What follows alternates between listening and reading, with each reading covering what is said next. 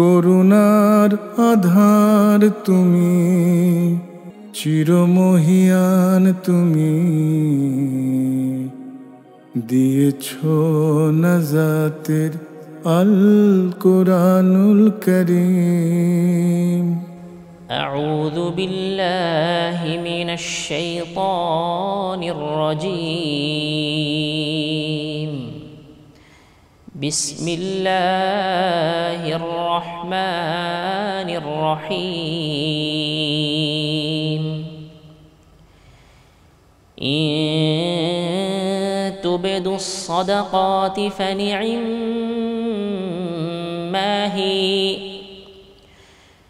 وإن تخفوها وتؤتوها الفقراء فهو خير لكم، ويكفر عنكم من سيئاتكم، والله بما تعملون خبير.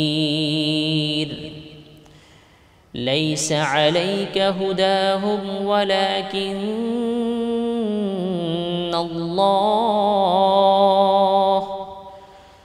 ولكن الله يهدي من يشاء، وما تنفقوا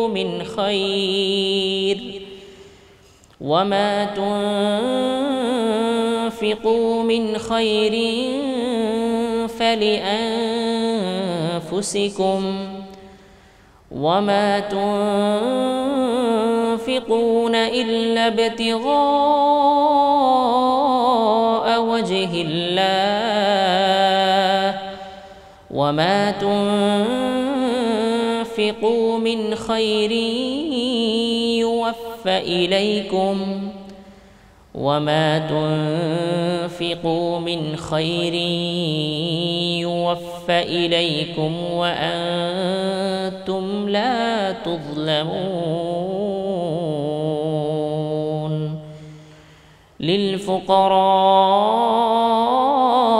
الذين أحصروا في سبيل الله لا يستطيعون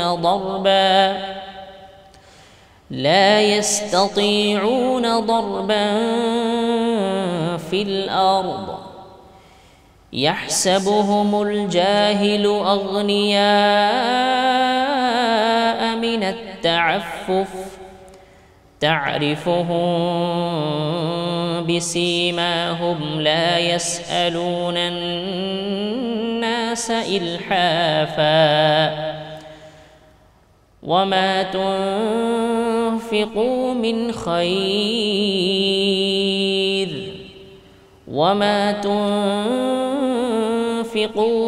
خير فإن الله به عليم. صدق الله العظيم. আল কোরআনুল করিম। আসসালামু আলাইকুম ওয়া রাহমাতুল্লাহি ওয়া বারাকাতুহু। আলহামদুলিল্লাহি ওয়া কাফা ওয়া সালামুন আলা ইবাদিহিল্লাযিনা ইসতাফা ওয়া বা'দ। প্রিয় দর্শক শ্রোতা ভাই বোনেরা, এনটিভির কোরআনুল করিমের এই মোবারক আয়োজনে জ্ঞান বিতরণের এই মহিমান্বিত আয়োজনে আপনাদের সবাইকে স্বাগত জানাচ্ছি। আশা করি আপনারা সবাই ভালো আছেন। আলহামদুলিল্লাহ আমরা ভালো আছি। আজকে সূরা আল বাকারার ৭১ থেকে ৭৩ আয়াত পর্যন্ত আমরা ইনশাআল্লাহ নিচ্ছি। ইতিমধ্যেই আমরা তেলাওয়াত শুনেছি সুললিত কণ্ঠে। এবারে আমরা যাব ইনশাআল্লাহ এর শব্দানুবাদ, তারপরে কিছু ব্যাখ্যা, তারপরে আমরা কি পেলাম শিক্ষা, এসব বিষয় নিয়ে আমরা আসছি ইনশাআল্লাহ। তো প্রথমে অনুবাদ। লাইসা আলাইকা হুদাহুম ইন তুবদুস সাদাকাত ফানি'মাহি, যদি সাদাকাত দানগুলোকে তোমরা প্রকাশ করো, ফানি'মাহি, তাহলে সেটা কতই না উত্তম, সেটা এক্সিলেন্ট, খুবই উত্তম সেই দানটা যেটা প্রকাশ্য তোমরা করো। ওয়া ইন তুখফুহা, আর যদি সেটা গোপন রাখো, অতুতু হাল ফোকারা, আর সেটা দরিদ্রের হাতে সরাসরি দিয়ে দাও, কেউ জানলো না, সরাসরি দরিদ্রের হাতে গেলেও সেই জানলো। ফাহুয়া খায়রুল লাকুম, সেটা তোমাদের জন্য অনেক উত্তম। ওয়ুকাফিরু আনকুম মিন সাইয়্যাতিকুম, আর আল্লাহ অপসারণ করবেন তোমাদের থেকে মিন সাইয়্যাতিকুম, তোমাদের মন্দগুলো, দোষ ত্রুটিগুলো। আল্লাহু বিমা তা'মালুনা খাবীর, আর তোমরা যে আমল করো সে বিষয়ে আল্লাহ সম্যক অবহিত রয়েছেন, তিনি সব কিছুরই খবর রাখেন। লাইসা আলাইকা হুদাহুম, লাইসা নয় বা নেই, আলাইকা তোমার উপর, হুদাহুম তাদের হেদায়েত, মানে তাদের হেদায়েতের দায়িত্ব তোমার উপরে নেই। ওয়ালাকিন্নাল্লাহ, তবে আল্লাহ ইয়াহদি হিদায়েত করেন, পথ দেখান, মাইয়াশা যাকে তিনি চান। ওমা তুনফিকু, আর যা কিছু তোমরা ব্যয় করো, মিন খায়রিন সম্পদ থেকে, কল্যাণকর সম্পদ থেকে, ফালে আনফুসিকুম, সেটা তো তোমাদের জন্যই তোমরা ব্যয় করলে, এর যে ফলটা সেটা তো তোমরাই পাবে। ওমা তুনফিকুনা ইল্লা বিতিগা ওয়াজহিল্লাহ, আর তোমরা তো ব্যয় করো না ইল্লা বিতিগা আল্লাহর সন্তুষ্টি কামনা ছাড়া, তোমরা ব্যয় করো না আল্লাহর সন্তুষ্টি কামনা ছাড়া, তোমাদের সকল ব্যয় তো আল্লাহর সন্তুষ্টির জন্যই তোমরা করো, অতএব সেই ফল তো তোমরা পাবেই। ওমা তুনফিকু মিন খায়রিন, আর যা কিছু ব্যয় করো তোমরা কল্যাণকর সম্পদ থেকে, ইউয়াফা ইলাইকুম, পরিপূর্ণ করে তা দেয়া হবে তোমাদেরকে।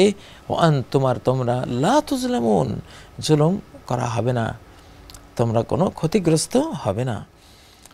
আচ্ছা, লিল ফুকারা, ব্যয়গুলো কার জন্য? লিল ফুকারা, এমন সব দরিদ্রদের জন্য, আল্লাযিনা, যারা উহসিরু, আবদ্ধ রয়েছে, আটক রয়েছে, ফি সাবিলিল্লাহ, আল্লাহর পথে, লা ইস্তাতিউন, তারা পারে না, দরবান, সফর করতে, ফিল আরদ, পৃথিবীতে, ইয়াহসাবুহুম, তাদেরকে মনে করে, আল জাহিল, মূর্খ ব্যক্তি, আগনিয়া, ধনী, মিনাত তাআফফুফ, তাদের তাআফফুফ অর্থাৎ পবিত্র জীবন যাপনের কারণে, ভিক্ষাবৃত্তি থেকে তারা নিজেদেরকে পবিত্র রাখার কারণে ধনীরা তাদেরকে, মূর্খরা তাদেরকে ধনী মনে করে, আসলে তারা ধনী নয়। ওমা তুনফিকু, আর যা কিছু ব্যয় করো তোমরা, মিন খায়রিন, কল্যাণকর সম্পদ থেকে, ফাইন্নাল্লাহ, তাহলে নিশ্চয়ই আল্লাহ, বিহি আলিম, সে বিষয়ে তিনি জ্ঞানী। প্রিয় বন্ধুরা, এবারে আমরা আসব যে এই আয়াতগুলোতে আমরা কি পাচ্ছি, একটু আমরা চিন্তা গবেষণা করি। এখানে প্রথম আয়াতে যেটা আমরা পেলাম সেটা হলো একটি বিষয়, সাদাকা বা দান প্রকাশ্যে দেওয়ার বিষয়। আসলে এটা হলো ফরজ জাকাতের বিষয়, ফরজ জাকাত, কারণ মানুষকে জানতে হবে যে এই জিনিসটা দেয়া ফরজ। আমরা সালাত, ফরজ সালাত যেমন আমরা প্রকাশ্যে জামাতে গিয়ে সবাই পড়ি, আবার নফল সালাতগুলো ঘরে পড়া উত্তম, মানুষকে না জানিয়ে না দেখিয়ে। আফদালু সালাতিল মারই ফি বাইতিহি ইল্লাল মাকতুবা, ব্যক্তির সর্বোত্তম সালাত হলো যেটা সে ঘরে পড়ে ফরজ ছাড়া, অর্থাৎ নফলটা না দেখিয়ে করো, তাহলে কোনো লৌকিকতা আসবে না। লৌকিকতা তো ধ্বংস করে দেবে এটাকে, লৌকিকতা হলো টর্নেডোর মতো, যেটা সব ঝালিয়ে পুড়ে ছাই ভস্য করে দেয়। তো এখানে ইনতুবদু সাদাকাত, এখানে মাহি সাদাকাত, যদি দান যদি তোমরা প্রকাশ্যে করো, কত না উত্তম সেটা জাকাত। তাহলে তোমার দেখা দেখি আরেকজনে দেবে, জাকাত দেবে না, উনি টাকার মালিক হয়ে টাকা জাকাত দিচ্ছে, আমি কেন দেব না, আমারও তো দেওয়া উচিত, আমার কি আখিরাত লাগবে না, আমার তো লাগবে, আমি কি মরবো না, আমি তো মরবো।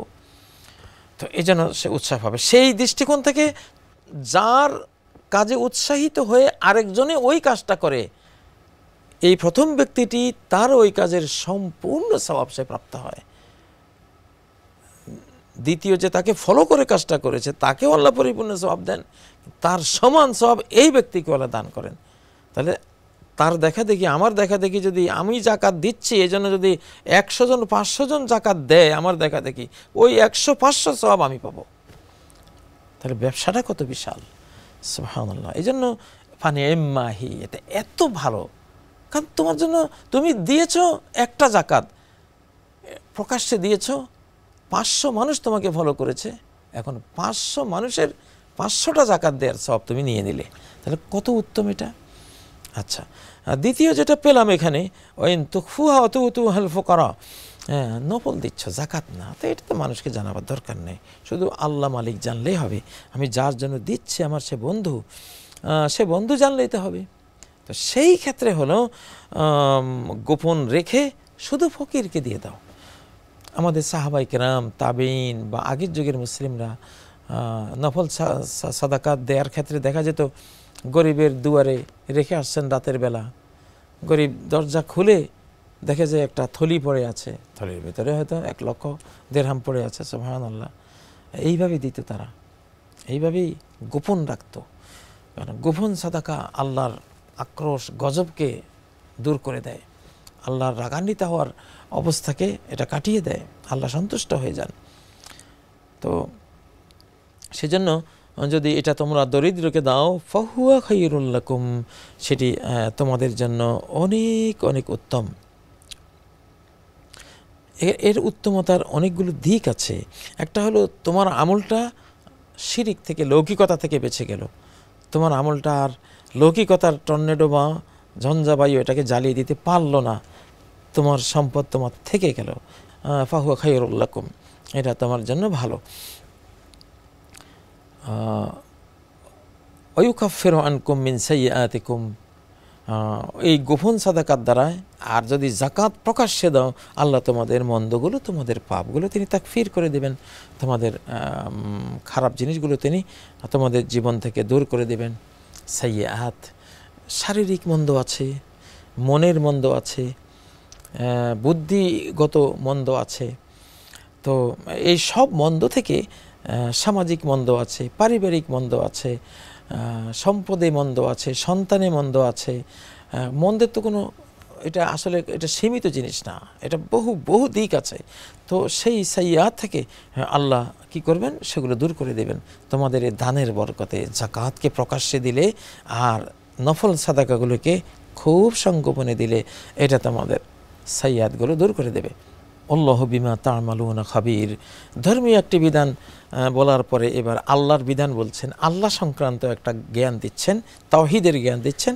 আল্লাহ এমন যে সকল কিছুর খবর রাখেন, কোথায় দিলে, কিভাবে দিলে, কোনটা প্রকাশ্যে, কোনটা গোপনে, সকল ইনফরমেশন তার কাছে চলে যায়। একে তো তিনি নিজেই জানেন, আর হলো তার যেই সংবাদের যে সিলসিলা রয়েছে ফেরেশতা মণ্ডলীর দ্বারা, তার এই মহাবিশ্বের প্রত্যেকটা সৃষ্টি সাংবাদিক। আমাদের হাতের চামড়া, আমাদের চোখ, কান, পা, আমাদের আশপাশের দিন রাত, মাটি, সব কিছুর সংবাদ আল্লাহকে পরিবেশন করে। তো আল্লাহ তো খবর রাখেন সকল কিছুর। আল্লাহ বলছেন যে এখানে একটা শানে নজুল আছে। শানে নজুলটা হলো মদিনায় যখন সাহাবায়ে কেরাম ছিলেন, তখন ইহুদিদের মধ্যে তাদের অনেক আত্মীয় ছিল। তো অনেকে আত্মীয়দেরকে দান করার ক্ষেত্রে সংকোচ বোধ করতেন। জাকাত তো আর তাদেরকে দেয়া যায় না, নফল দান সাদাকা এগুলি করার ক্ষেত্রে তারা যেহেতু ইহুদি, তারা ইসলামের দুশমন, তাদেরকে দান করার ক্ষেত্রে সাহাবীরা অনেকে সংকোচ বোধ করতেন যে তারা তো হেদায়েত নাই, যার হেদায়েত নেই তারা দান করব কেন। আসলে বিষয় তো এটা না। দুনিয়াতে হেদায়েত প্রাপ্ত হোক আর হেদায়েত প্রাপ্ত না হোক, তার খাবার দাবার ভরণ পোষণের হক দিয়েই আল্লাহ তাকে পৃথিবীতে পাঠিয়েছেন। এগুলো কমন অধিকার, তার মানবাধিকার, এগুলি সে পাবেই। তো সাহাবায়ে কেরাম কেউ কেউ তাদের এই জ্ঞান না থাকার কারণে তারা ভাবতেন যে হেদায়েত প্রাপ্তদেরকে দিতে হবে, হেদায়েত প্রাপ্ত না হলে দেওয়া ঠিক না। আল্লাহ বলেন, না, আমি তো তোমাকে দায়িত্ব দেইনি যে তুমি তাদের হেদায়েত বিষয়ে তুমি দায়িত্বপ্রাপ্ত, অতএব হেদায়েত পেলে দিবা, না হলে দিবা না, এটা তোমার দায়িত্ব না। তুমি দাও, তুমি দিয়ে যাও, যেটা নফল সেটা দিয়ে যাও। হতে পারে তুমি একজন ইহুদিকে কিছু দান করলে, তোমার বদান্যতা, একজন মুসলিমের উদারতা, দানশীলতা দেখে হয়তো সেই ইসলামের দিকে আকৃষ্ট হবে, হয়তো সেই ইসলাম প্রাপ্ত হয়ে গেল তোমার এই বদান্যতায়, তাহলে কেন তুমি তাকে দেবে না? তো হেদায়েত, পৃথিবীতে সবচেয়ে কঠিন জিনিস হলো হেদায়েত, সবচেয়ে কঠিন জিনিস হলো হেদায়েত।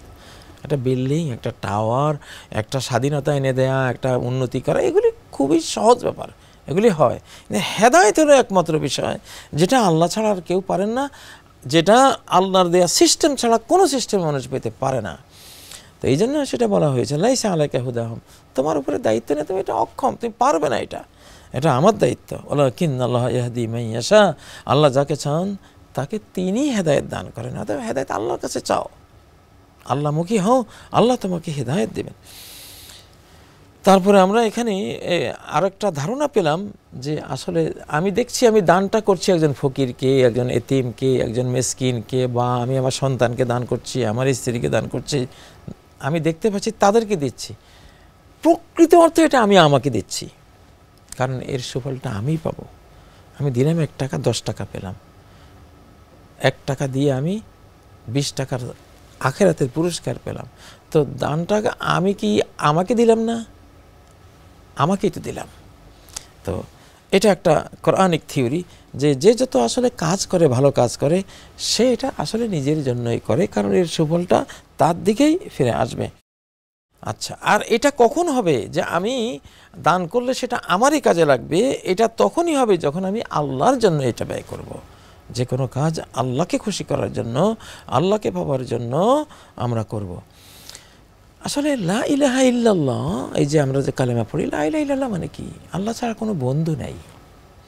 আমরা যে বলি মাবুদ নাই, আরবি বলার কারণে অস্পষ্ট হয়ে গেছে। মাবুদ মানে বন্ধু। ইবাদত শব্দের অর্থ হলো সর্বোচ্চ বন্ধুত্ব যাকে দেয়া হয়। লা ইলাহা ইল্লাল্লাহ, আল্লাহ হলেন বন্ধু। আমাদের তাহলে কি করতে হবে? আমার যদি তিনি বন্ধু হন, তো আমি বন্ধুর জন্য কিছু করব না? যে বন্ধু আমাকে আকাশ দিল, আমাকে জমিনটা দিল, আমাকে চন্দ্র সূর্য দিল, পাখালি গাছগাছালি দিল, এত সুখ, এত আনন্দ, এত হাসি, এত কান্না, এত সব কিছুই, কিন্তু কান্নাও একটা নেয়ামত। আপনি দীর্ঘদিন না কানলে আপনি অসুস্থ হয়ে যাবেন। তো দুনিয়ার সব কিছুই মানুষের কাজের জন্য, এই যে তিনি দিয়েছেন, তো তার জন্য আমরা কিছু দেব না? তো বন্ধুর জন্য কিছু দিলে সেটা কাজে লাগবে। বন্ধুকে খুশি করার জন্য দিলে সেটা আমার জন্য আমি দিলাম, বন্ধু এটা আমাকে ফেরত দেবেন। আর যদি আমি বন্ধুর জন্য না দেই, তিনি বলেন তুমি তো আমার কথা ভাবোইনি, আমাকে তো ভুলেই গেছো, তো আমি তোমাকে দেব কি বলো? তো এখানে এই জন্য আসলে এই ইখলাসটা, এই মনোবৃত্তিটা আমাদের মনে রাখতে হবে যে যাই আমরা ব্যয় করছি সেটা কিন্তু সুফলটা আমাদের দিকেই ফেরত আসবে। আমা তুনফিকু মিন খাইরিন ইউওয়াফা ইলাইকুম আনতুম লা তুজলামুন, যাই দান করো কোনো কমতি করা হবে না, তোমার উপরে কোনো জুলুম করা হবে না। দিয়েছো 10 টাকা, এটা লেখা হবে না যে 5 টাকা দিয়েছো। 100 টাকা, লেখা হবে না যে 95 টাকা দিয়েছো, 99 টাকা দিয়েছো। 100কে 100ই লেখা হবে। সেটাকে পরিপূর্ণ করে যা পাওনা দেনা তোমার কাছে ফেরত দেওয়া হবে। সুবহানাল্লাহ। এটা হাদিসে রয়েছে যে আল্লাহ তাআলা তোমাদের কোনো দানকে ডান হাতে নেন, ডান হাতে নিয়ে এটাকে বৃদ্ধি করতে থাকেন, বৃদ্ধি করতে করতে করতে করতে একটা পাহাড়ের সমান হয়ে যায়। সামান্য একটা শস্য দানা, যেটা আল্লাহর জন্য দিলে, একটা গম, একটা ধান, এটা একটা পাহাড়ের সমান করে ফেলেন আল্লাহ তাআলা। তো এটা কখন হয়? যখন তোমার মনোবৃত্তিটা ইখলাসপূর্ণ হয়। তুমি আল্লাহ যে তোমার বন্ধু, আল্লাহ ছাড়া কোনো বন্ধু নেই, আল্লাহ ছাড়া আসলে কেউই নেই, কিছুই নেই আমাদের জীবনে। আসার সময় কি নিয়ে এসেছিলাম? খালি হাত। যাওয়ার সময় কি নিয়ে যাব? খালি হাত। হ্যাঁ, অন্তর জগতে যদি আমি আল্লাহকে লালন করি, আল্লাহকে বিশ্বাস ভক্তি করি, আল্লাহর জন্য কিছু করি, সেটা অবশ্য নিয়ে যাচ্ছি, সেটা নিয়ে যাচ্ছি। তো সেটা এখানে আমাদেরকে এই একটা মনোভাব, আমাদের মনোজগৎ তৈরি করছেন। আমাদের স্পিরিচুয়ালিটি, আমাদের স্পিরিচুয়াল মনোভাবটা কী হওয়া উচিত, আধ্যাত্মিক ভাবটা কী হওয়া উচিত। কোরআন তো আসলে, মানুষ তো দেহ, আত্মা আর বুদ্ধি, বিবেক, এই 3টা নিয়ে মানুষ। একমাত্র বই পৃথিবীতে আছে যে দেহের যা চাহিদা সব নিয়ে জ্ঞান দিয়েছে, আত্মার যত চাহিদা, আত্মার সকল দিক বিভাগ নিয়ে কোরআন কথা বলেছে। বিবেকের যত কিছু, যত জ্ঞান লাগে, বিবেকের খাবার হলো জ্ঞান, আত্মার খাবার হলো আল্লাহ প্রেম, আর দেহের খাবার হলো যেগুলি আমরা খাই, আমরা এগুলো। তো এই 3টারই খুব ব্যালেন্সড জ্ঞান, ভারসাম্যপূর্ণ জ্ঞান সারা কোরআন আল্লাহ দিয়েছেন। তো এমন কোনো বই কি পৃথিবীতে আছে? নাই। জালিকাল কিতাব, এটা একমাত্র কিতাব, আর কোনো কিতাবই নেই এর সামনে। তো এখানে এই জন্য আল্লাহ বলেছেন যে তোমরা যা কিছু ব্যয় করো, যা কিছু দাও, জ্ঞান দিলে সেটা, অর্থ দিলে সেটা, সেবা দিলে সেটা, পরিপূর্ণ করে তোমাদেরকে বহু গুণ বৃদ্ধি করে ফেরত দেওয়া হবে। এটা একটা মনোভাব তৈরি করলো, তাহলে আমরা আর কৃপণ হব না। স্বভাবতই মুসলিমরা দানশীল হয়। বাংলাদেশের মানুষ প্রচণ্ড দানবীর, প্রচণ্ড মেহমান নওয়াজ, অতিথি আপ্যায়নকারী একটা জাতি। আমাদের হাজার হাজার লক্ষ লক্ষ মসজিদ মাদ্রাসা আমাদের দানে, পাবলিক জনগণের দানিতে চলছে, জনগণের দানিতে চলছে। কতটা উদার, আলহামদুলিল্লাহ। এই উদারতা শিখেছে আমাদের থেকে খ্রিস্টানরা, ইহুদিরা, অন্য জাতিরা শিখেছে। আমাদের এই গুণ এটা আমাদের থেকে তারা শিখেছে।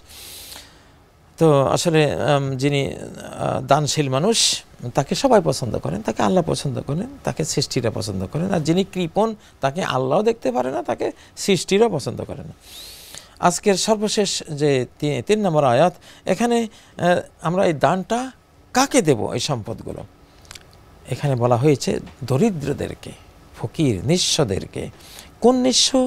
ওহসিরু ফি সাবিলিল্লাহ, আল্লাহর পথে, আল্লাহর কাজে আবদ্ধ তারা।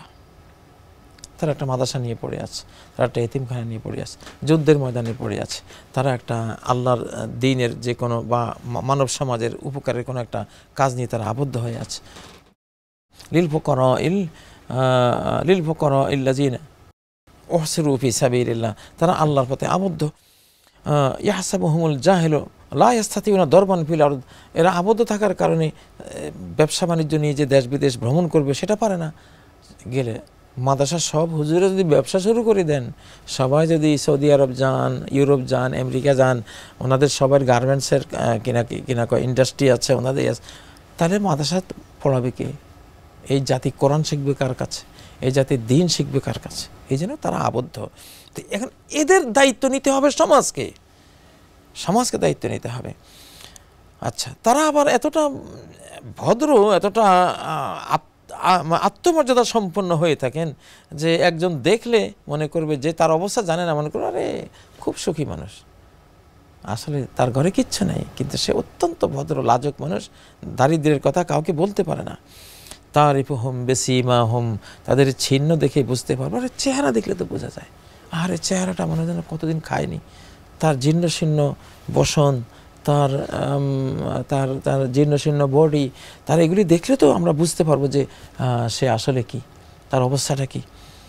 লা ইয়াসআলুনান নাসা ইলহাফা, তারা নাছর বান্দার মতো, ছাওয়া তো দূরে থাক, সামান্য যে হাত পাতবে এটাই তো পারে না লজ্জার কারণে।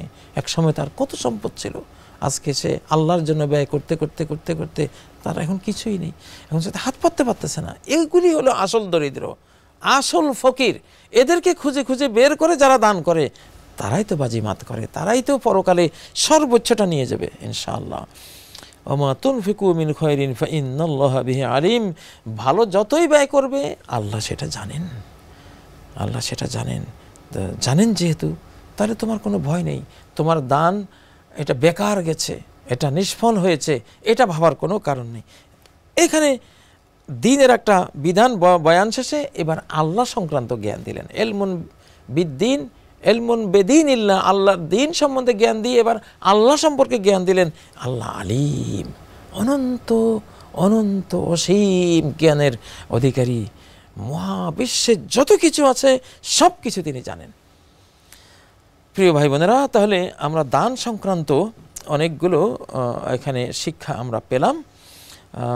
আজকে আর আমার হাতে সময় নেই, নাহলে একটু সামারি আরও করে দিতাম। যাই হোক, যারা মন দিয়ে শুনেছেন তারা তো অবশ্যই বুঝেছেন, আল্লাহ যাদেরকে বুঝিয়েছেন তারা তো অবশ্যই অনুধাবন করেছেন।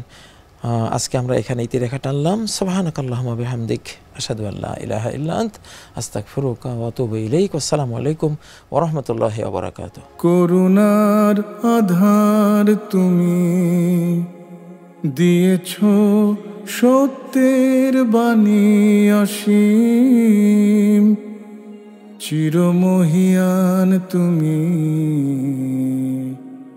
দিয়েছ নাজাতের আল কুরআনুল কারীম।